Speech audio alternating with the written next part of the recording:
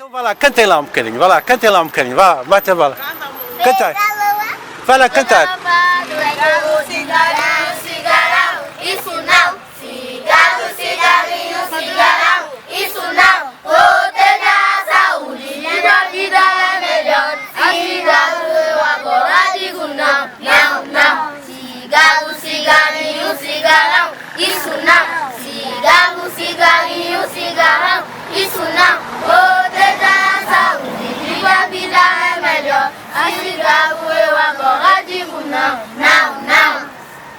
Bonito, Sra. Professora. Isto é contra o tabaco, não é? Qual é a vossa opinião sobre isso? Que conselho é que gostaria de dar às pessoas? Porque isso faz mal à saúde. Nós, como defensores da saúde, e vimos que nosso corpo é um templo. E como templo, tem que estar bem protegido. Tudo que é mal, tudo que faz mal à saúde, nós devemos evitar. Como é que chama? Chamo-me Jamila. E é professora? Sim, sim. E a senhora como é que chama? Chamo-me Ivone, Sim, diga lá. também sou a professora. E vocês vão passear agora com as crianças? Vamos levar a parque, dar um passeio, porque estamos em curso de férias com essas E crianças. aquele, venha cá, como é que chama você? Já agora. Eu chamo-me Elifaz.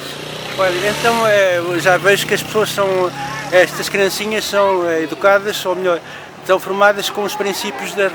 Sim, eles estão formados no princípio da religião. Tudo que é contra a saúde nós abstinemos, dizemos não à saúde, tudo que prejudica a nossa saúde. Oh, bravo, um bravo a eles. Então, vá lá, mais uma vez, outra vez, repitam lá. Cigarrinho, cigarrão, isso não.